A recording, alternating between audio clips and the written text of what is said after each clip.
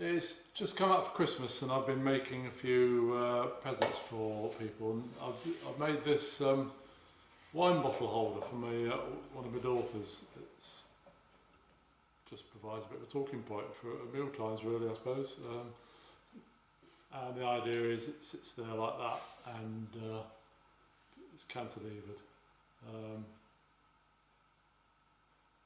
And the way I made it is it's made from 4 bandsawn laminations, which have then been bent over a former.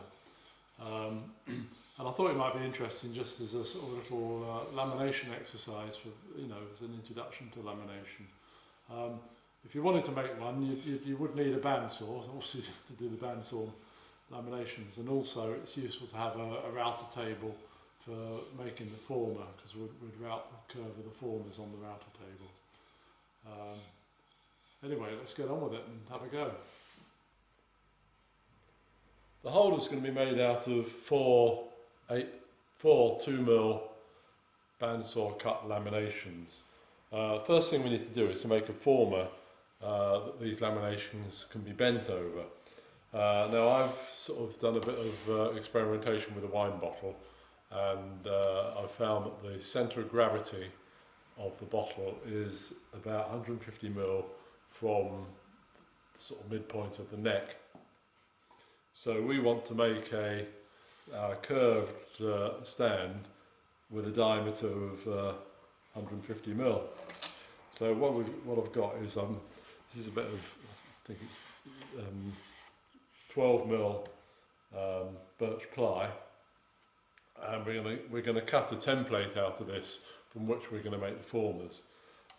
So we're using the router and the trammel. This is a trammel.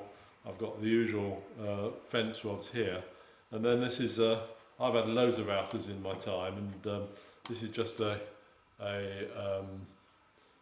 sort of adjuster block from a router fence on a DeWalt router, and I've drilled a hole in it and put a bit 4mm brass bar in, which I can now make that into a trammel.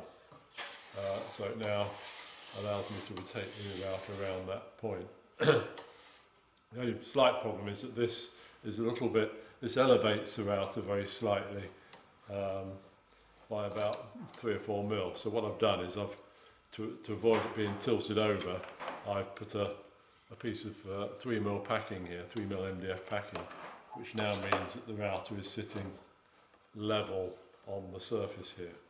So what I can do now is just take a cut around there like that. What we'll do eventually is we'll cut off the square across here, which will then release the 2 cut pieces. I've also lifted it slightly off the bench because I don't want to end up routing into my bench. I've got enough cuts in my bench from my router skills courses. So if I plug the extractor in, we should be ready to go. So this is an 8mm cutter I've got here. So what we'll end up with is an 8mm groove with a male and a female former, which allows for an 8mm sort of lamination to fit between. You do need to make sure, you can't just cut the same curve. The actual radius of the curves needs to allow for the laminations. So using an 8mm cutter, we will end up with a curve on the inside, on the outside being 8mm, the diameter of it being 8mm larger than the curve on the inside. Right.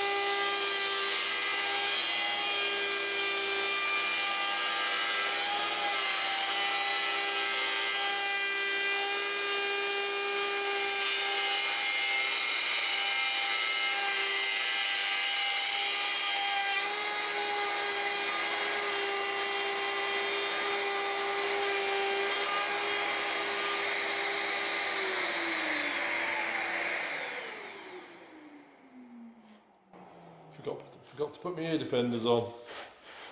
Right, so that cut is all the way through and into the packing piece there.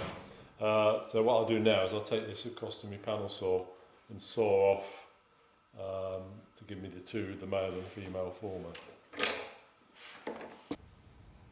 So I've cut the end off the template, so now it's sort of usable. I've also cut out a couple of pieces of, this is actually 22mm MDF, it's just some ad lying around available. You could use whatever thickness you want, but if I do two lots of 22 and also use this, then I'll end up with, I don't know, what's that thickness? It'll be big enough for doing the laminations anyway, about 55mm. So I've cut out these pieces of MDF to the same size as the template, and if I offer the template up onto it, oh yeah, by the way, I've also drilled on a pillar drill. It's better if you can do this on a pillar drill where you know you're going down vertically rather than doing a handheld drill. If you use handheld, try and be really careful that you do get it nice and vertical. So I've drilled two 8mm holes, and we're going to use the 8mm spur point bit I use for drilling the holes to actually mark through, so I can then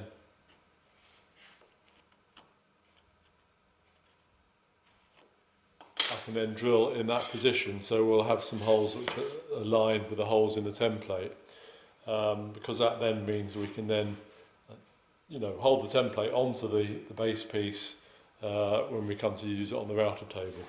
It also means that we're going to eventually, when we put the former together, we're going to hold it together with 8mm threaded bar, so we'll be able to thread the bar through all those holes and everything should line up.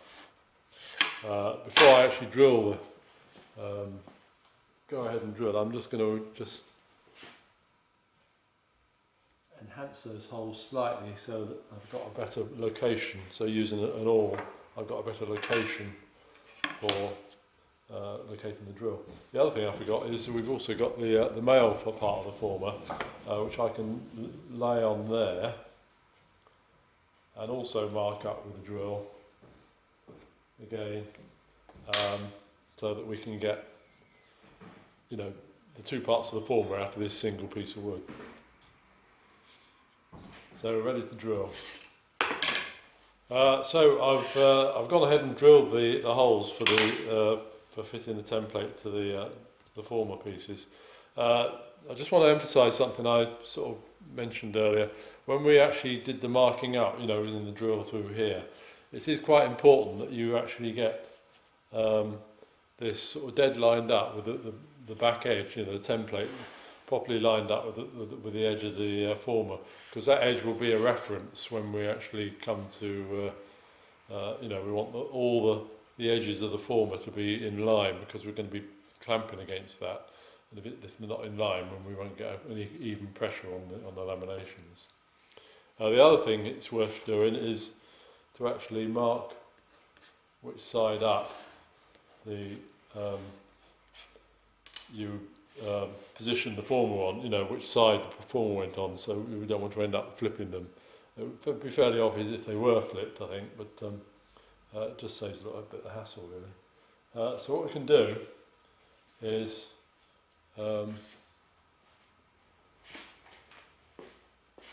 got some 8mm wooden dowels here. If I tuck them in, it helps to locate the thing precisely on the dowels, and we can then draw in the line of the former. Then the tricky bit is getting the template off again.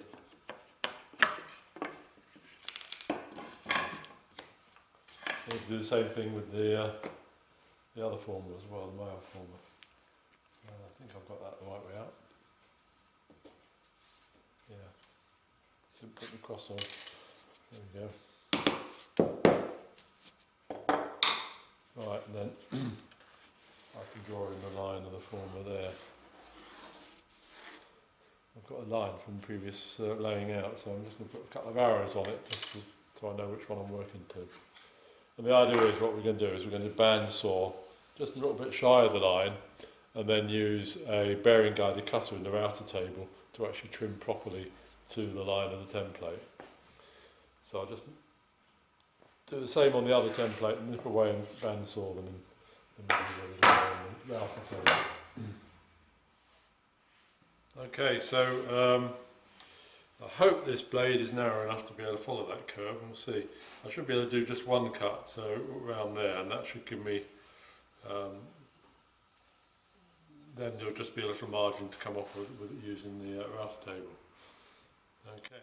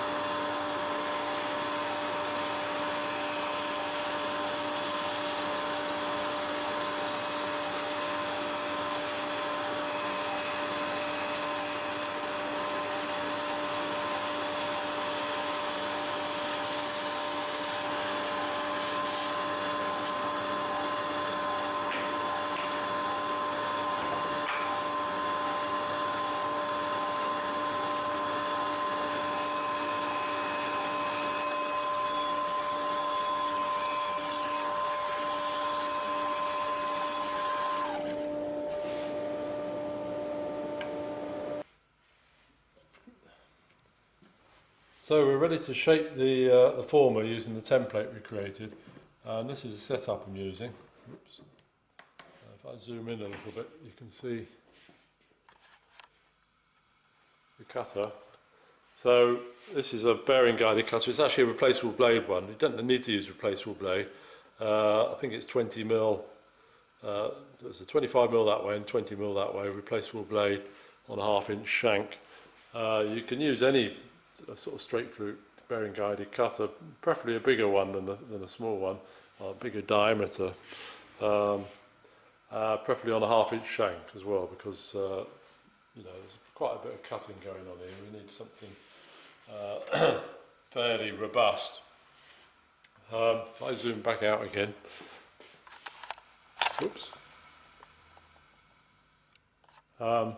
So here's my template. I've just located it on the former using these dowels.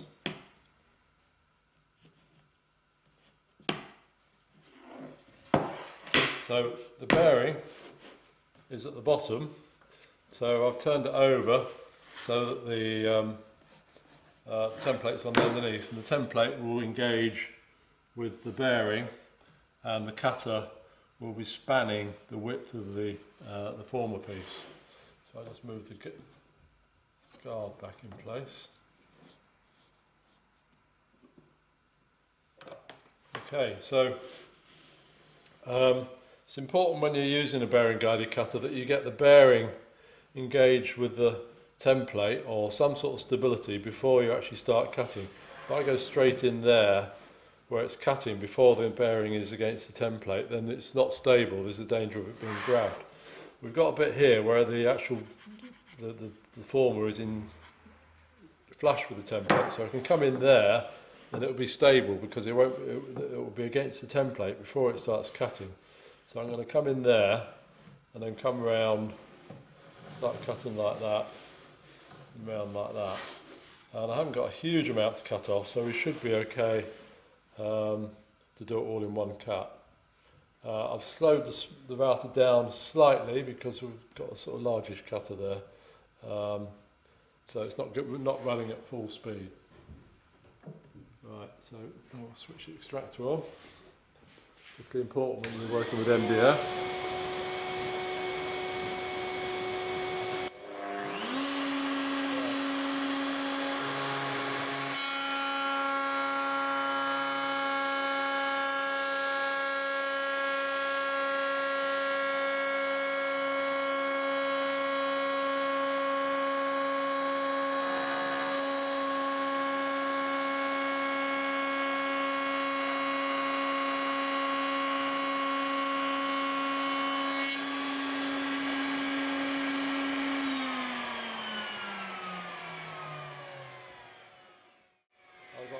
pretty good cut there.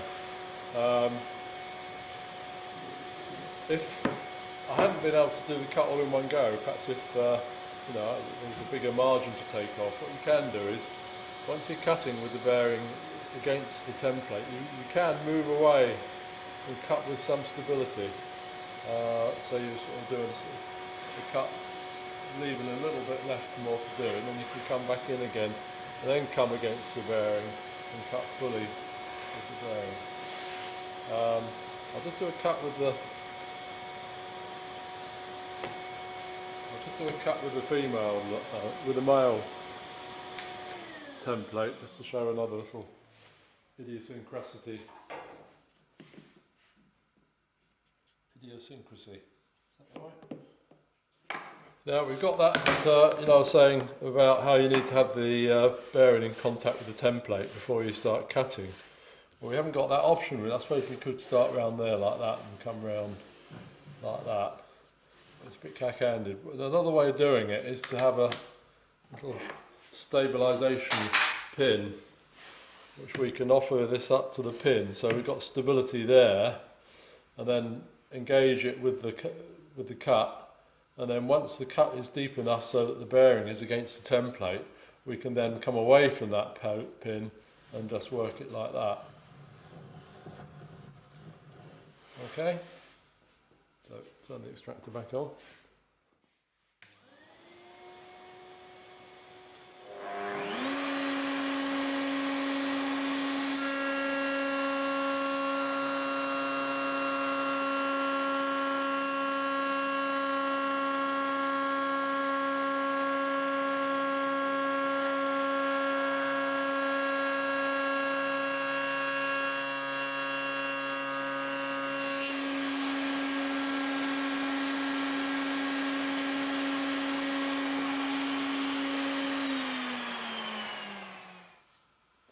Okay, so we've got our template and our two former pieces, 22mm thick.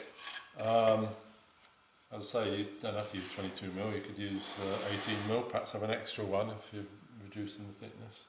What we need to do now is to put them all together really. And I'm using this little, I suppose they're like little metal dowels really, made out of 8mm threaded bar. If I just put them in like that, I've got a nut on the end of this one already, so there we are. Put them through like that, put a washer on,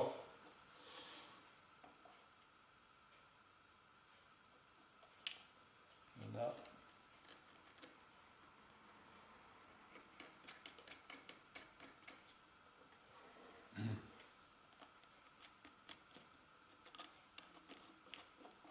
Flip it over. That and a washer on the other side. Whoops, lost my washer. There we go.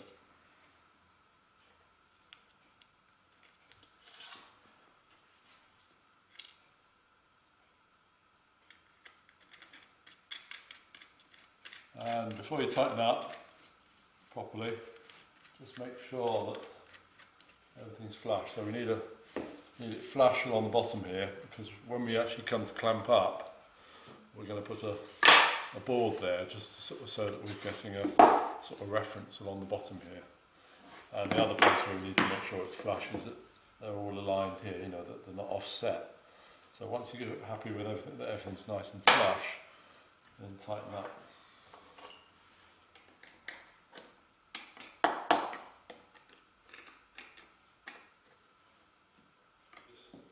So you should end up with a male former, a female former, with about an 8mm margin between the two when you place them together like that, and we're going to fill that 8mm margin with our laminations.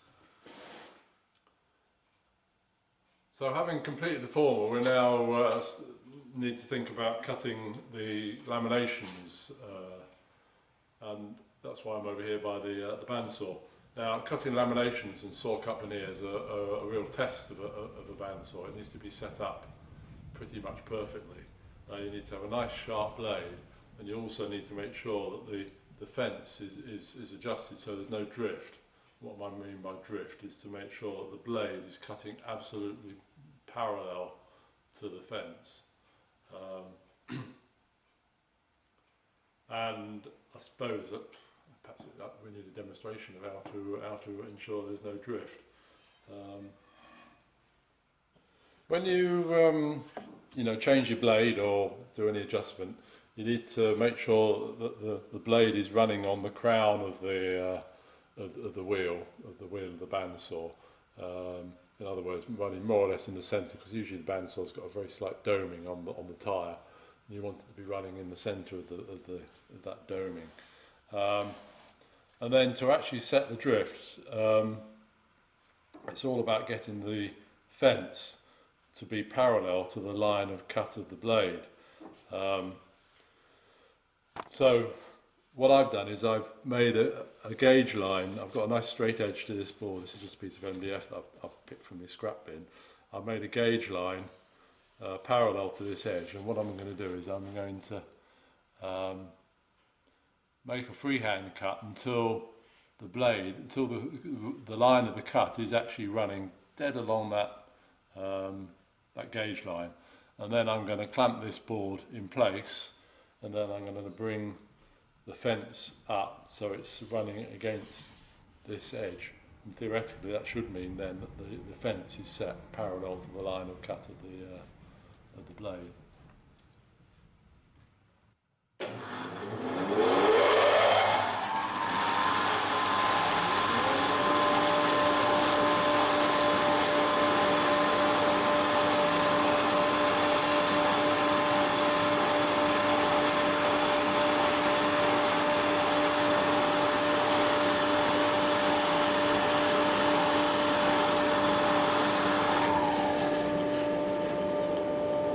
That's not looking too bad. So now if I very carefully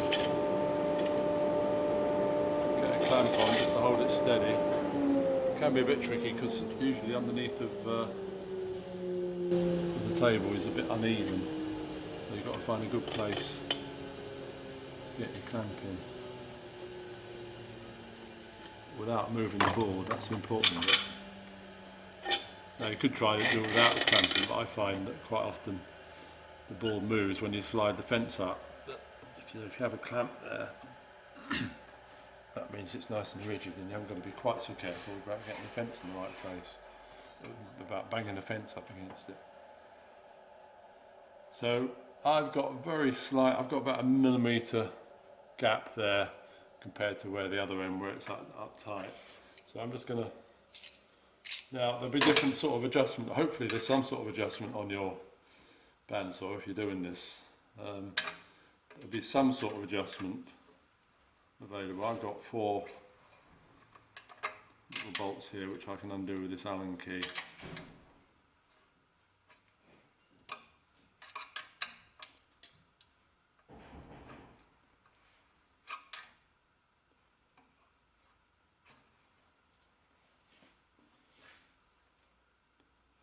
So if I just move that over a smidgen.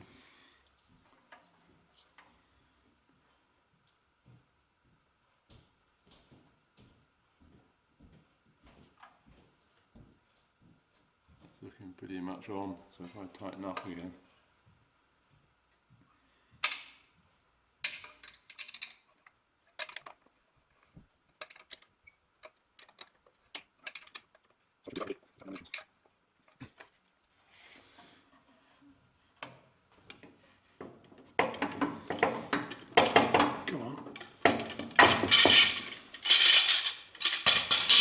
What I can do is continue this cut and see where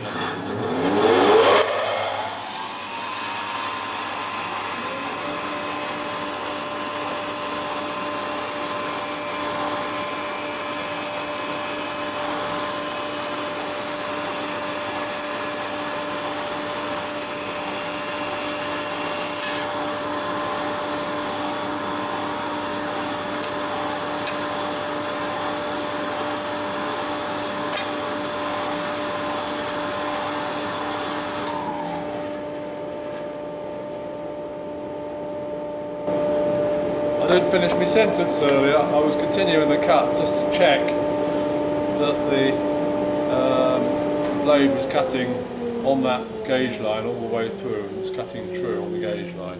I think we're about right.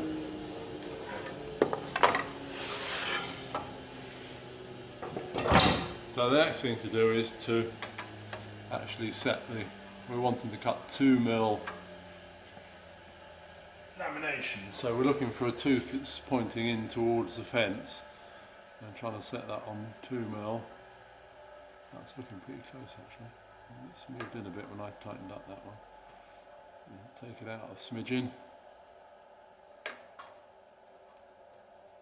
Right. And the best way to check it, I'm going to do, well, I'm actually going to do the two. I'm going to do one in walnut and one in ash. So the best way to check it is to take a little cut.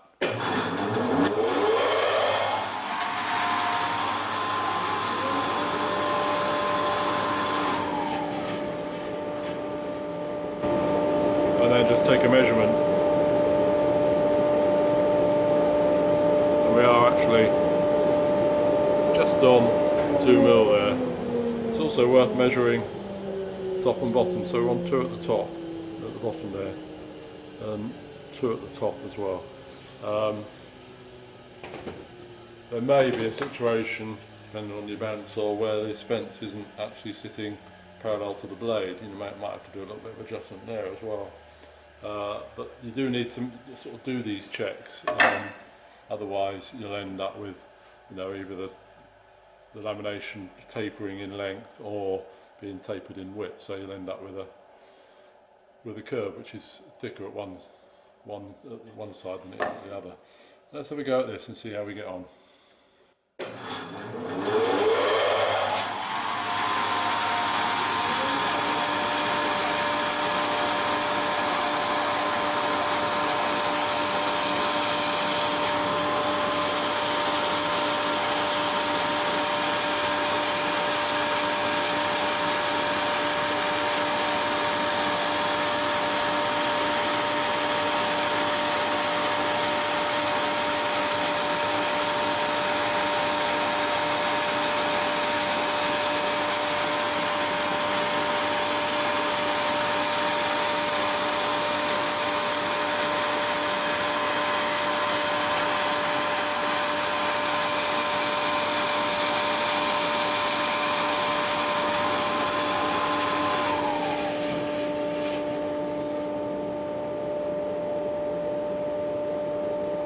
The reason I've stopped here is just it's quite important that we don't have any gap here, that we don't have a gap appear here. And what can happen is if you move your hand to the back there to apply pressure at the back, you know, because you know, we're getting a short piece starting here, then there's a tendency to compress the kerf, and there might be we might introduce a gap here, and it will give us a deviation in the cut. So you've got to try and ensure that you're keeping pressure at the back here all the time. So possibly when you're getting close to the blade, you know, apply 2 push sticks, one at the back there, one there. I did notice actually about there, I did actually drift away very slightly momentarily. You've got to make sure that you're keeping this flush, so you always apply the pressure against the fence. And I find that what can happen is if you grip the back end like that, there's a tendency sometimes to move it away without realising it. It's better if you just apply pressure like that, so that there's no possibility of actually moving it away because you're gripping hold of it. So always concentrate on keeping that dead flat against there.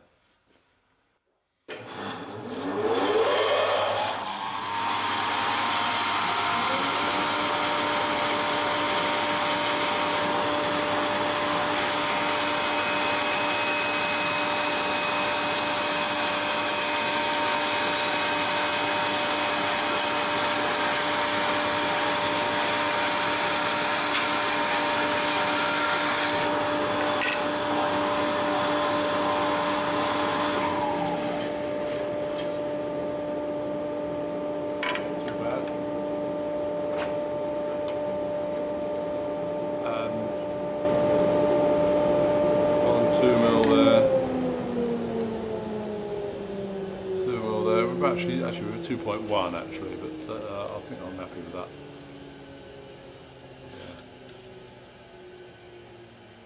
Yeah. Something I haven't done, which is worth doing, especially if you're doing a number of laminate, more than we're doing, we're only doing 4, is to put a little triangle on the end there.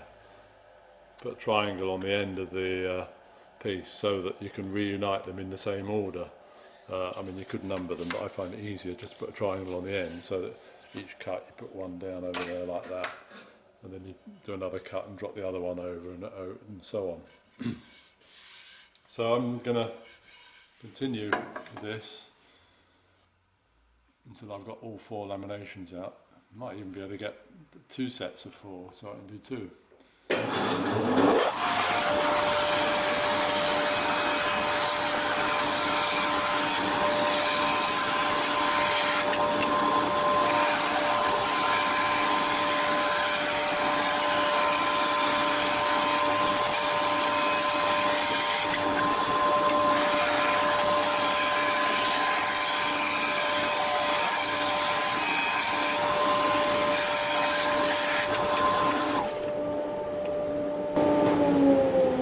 So if those cuts were true, I should be getting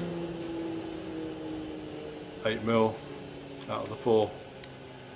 I'm actually getting 8.4, which accounts for that. I said it was 2.1. Yeah, so we're getting 8.4 because we were cutting that extra 1mm. That's actually 8.2 at this end, so we're a little bit out, but yeah, 8.2 there. So we're 0.2 of a mil out, whereas here we're 8.3. So yeah, not too bad. You'll notice that these are a lot longer than I need. There'll be there's a reason for that, which I'll explain when we come to do the lamination. I think possibly. I don't know, I might just about get another set out of there, we'll see. This is me stack of laminations, so I've got 3 here. I managed to get 2 out of that piece of walnut. I've also got an ash set here. I said I was going to do some in ash and some in walnut. That second lot I got out of the walnut, I had the plain side on the first lamination, then I cut 3 more laminations. Then the last one, the other side was plain, so if you imagine my board was planed on both sides, and I managed to cut. And I ended up with a thin enough lamination. It's a little bit thicker than the other ones, but I'm not too concerned about that. So I've ended up with the outside planed up on both pieces, if you see what I mean. So that was the outside of the original board, and that was the outside of the original board, and both of them were planed. On the other one, the first one I cut, I've got a plain surface here, but this is a sawn surface on the outside here, because on my 4th cut, for the 4th lamination, I ended up with a sawn surface on the inside and also a sawn surface on the outside. I'm not too concerned about the sawn surfaces on the inside because they won't be evident once the lamination's gone together. But here, I have got a problem because this will be on the outside. So what I'm going to do is clamp it to the bench.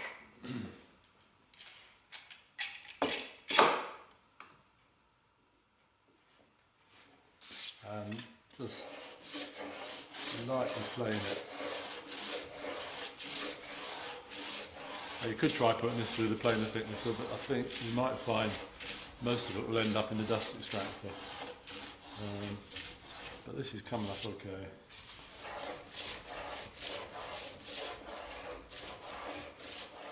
That's the other reason why I don't, I'm happy to leave these sawn surfaces, because it is very tricky unless you've got very, very straight and clean grained pieces. It's very tricky if you have a planer thicknesser to actually get rid of the saw marks by running it through the thicknesser, because it will just tend to break up under the blade. So I'm getting a fairly smooth surface there. And once we've done that, we'll be ready to actually do the lamination. When I'm down to just for the odd little saw marks, I'll probably use a cabinet scraper.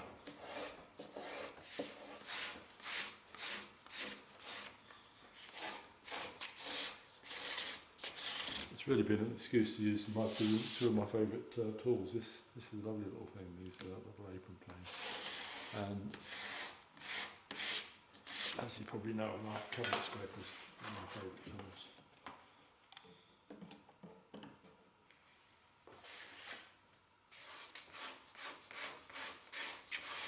Right, I think we're about there now. And I'll probably sand this actually, thinking about it, so that it's easier to sand a flat surface than it is to sand a curved surface. So if we get all sanding done now, it's a more efficient way of doing it.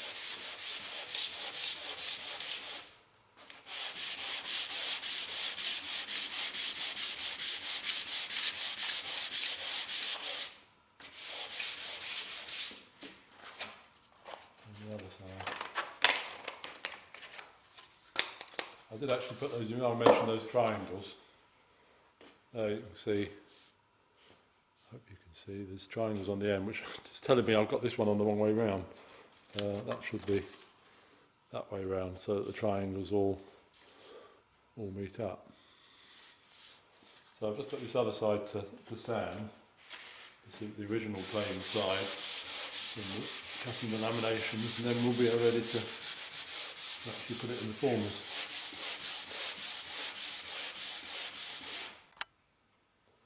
So this is a setup for doing the lamination. I've actually cut this a little bit shorter. I know I said you need to keep it over length, but I think I exaggerated it a bit. This is actually about 560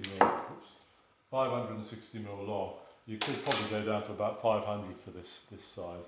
Don't go down much less than that though, because if you haven't got plenty of overhang, what can happen is that the end drops down into the former when you're trying to sort of clamp this top piece on, and it all gets a bit tricky because it goes like that. So make sure you've got plenty of overhang whenever you're doing a sort of a tight curve like this. So the way it's working is we've got a couple of blocks here to sort of elevate it. And then I've got this board here that ensures it get even pressure on the elements of the former. And then we're going to, once we've got some glue on, we're going to drop that on top and then clamp that down. We may also put a clamp across there just to sort of tighten up any squeeze that might happen that way. So you really want to use a glue that doesn't have any elasticity in it once it's set. And the two glues that I know of that are good for that are urea formaldehyde, such as cascamite, or a polyurethane glue. So urea formaldehyde, the cascamite, takes about 5 hours to set, whereas a polyurethane glue is a lot quicker. I'm going to use a Gorilla glue, which should allow me to take it out of the former in about an hour and a half, as opposed to about 5 hours.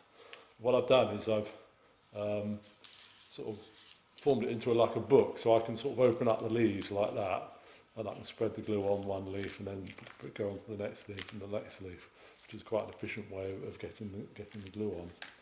I'm wearing gloves because polyurethane glue is notoriously messy and difficult to remove from your skin if you get it on your skin.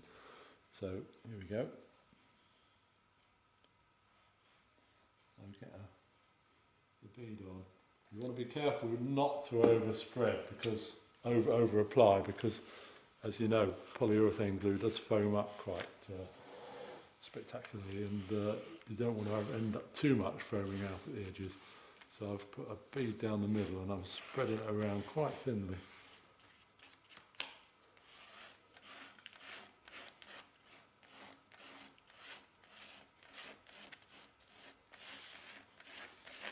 And the idea is that the foaming up will spread it around even further.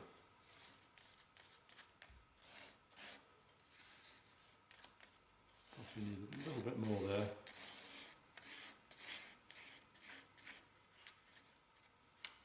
a little bit more down the edge there. Come on.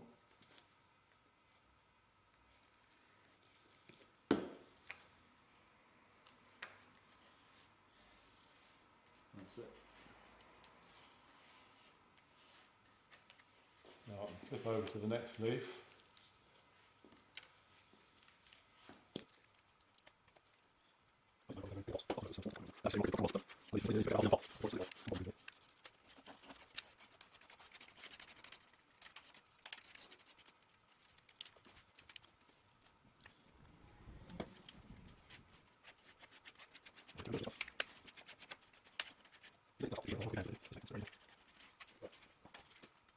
Okay, now we can get it in the former.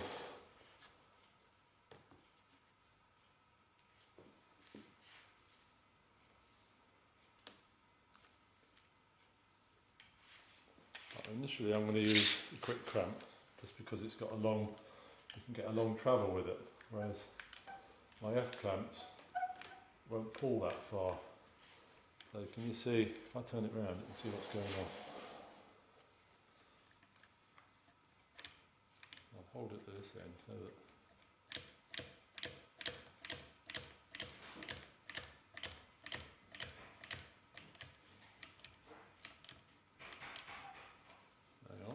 problem.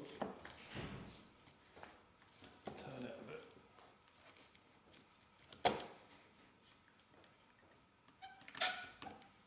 That's better. Okay. It's worth trying to line up the laminations so that they're not twisted in the former. It's going to there, and try and square them up.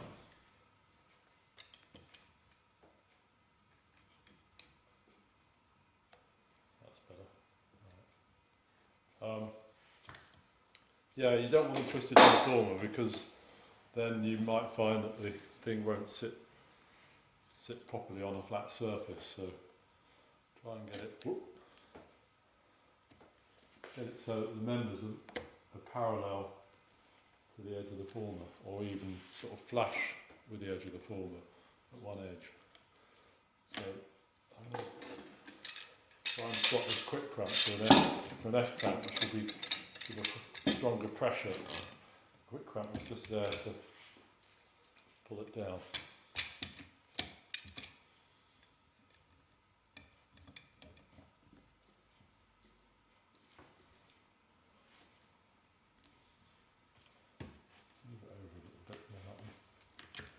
Hopefully get the F clamp in the middle. The other thing I haven't done, if I'm lucky, I can take. I forgot to put this bit on top. If I'm lucky, I can take that out because it will be fairly firm. I can take that out and get that in without everything springing up. And now I can get that F clamp in the middle.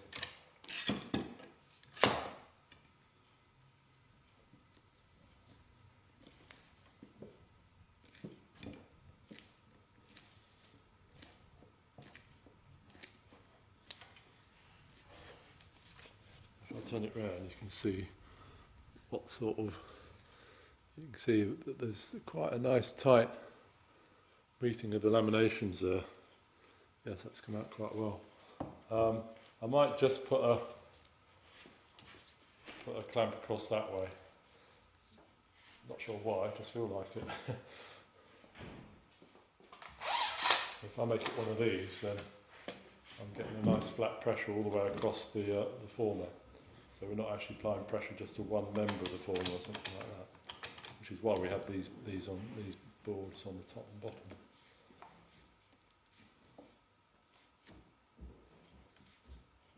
Right, that should be okay. I'll let that sit for an hour and a half, and then we're ready to finish off. This has been in the clamps at least a couple of hours now, if not 3 hours. So let's have a look and see how it's turned out.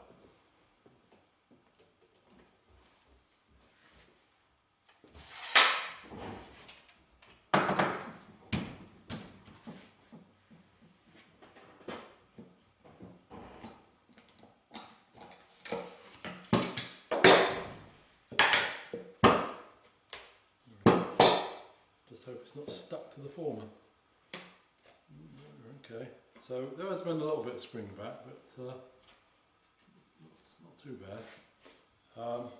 It always surprises me how rigid laminated stuff comes out. You know, I can't bend that very, very, very slightly. And obviously the more laminations, the more rigid it is usually. So if I just peel off, I've got a bit of foam squeeze out there. I was slightly joking about it being stuck to the former. One way to get around that would be to stick some parcel tape to the inside of the former, and that on larger sort of panel curves, then I would actually put some tape on just to stop it getting stuck to the former. It's a bit embarrassing. Take it out of the former and it won't come out. Yeah, so now what we're going to do is clean up the edges and then drill a hole for the bottle.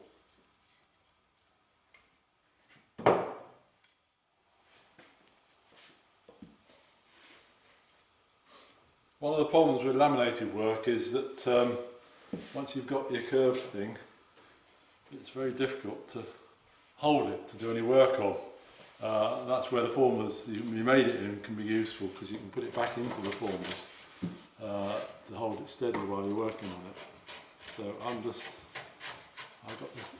got it held in the vise between the two formers, sort of sandwiched between them. So it's sitting proud of the formers. I'm just taking some of the squeeze out, foam out, put it that way. Now I'm going to just clean up the edges.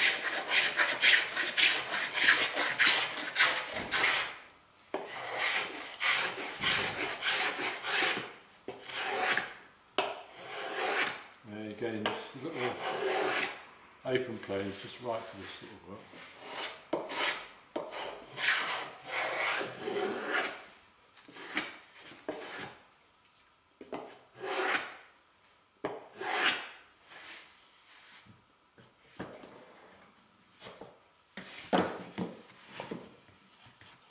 Turn it over and do the other side.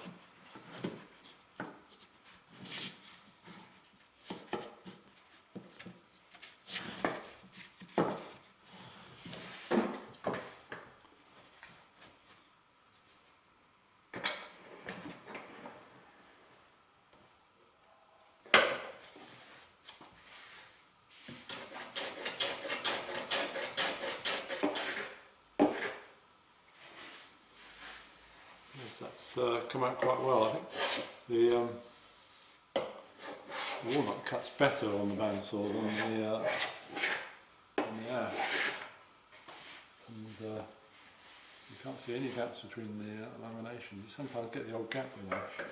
I suppose the thing is with ash it shows up more because it's lighter coloured. Right, so.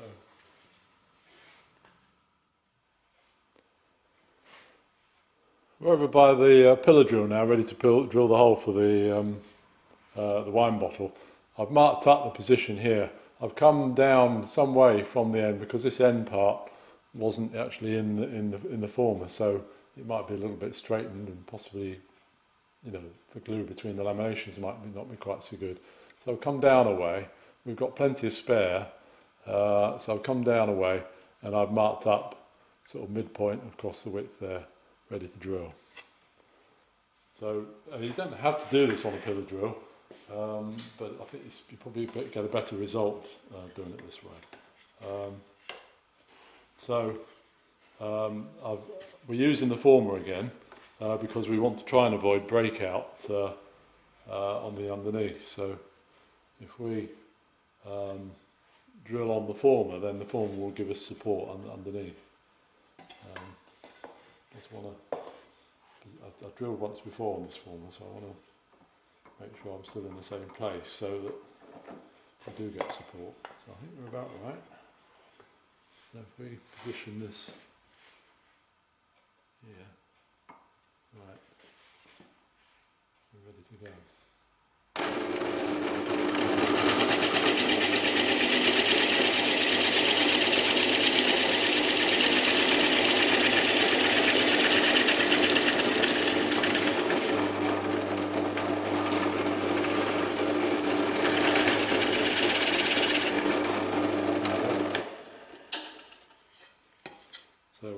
too much breakout there. It's a little bit furry there, but I think that'll clean up. Having drilled the hole in the holder for the bottleneck, I got a bit carried away and cut it to length without actually filming it. But I can show you how I went about deciding where to do the cuts. I've actually got the bottle in the holder here on the bench in front of me, but I'm going to have to tilt the camera down a bit so you can see what's going on.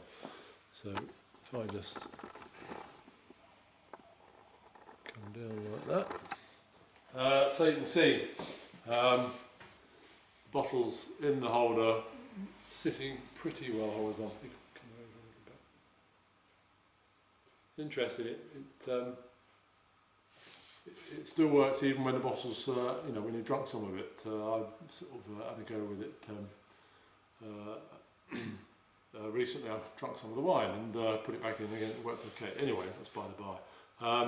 So what I've done is I've got this more or less horizontal, and I've arranged for the cut to be pretty much in line with the bottom of the bottle.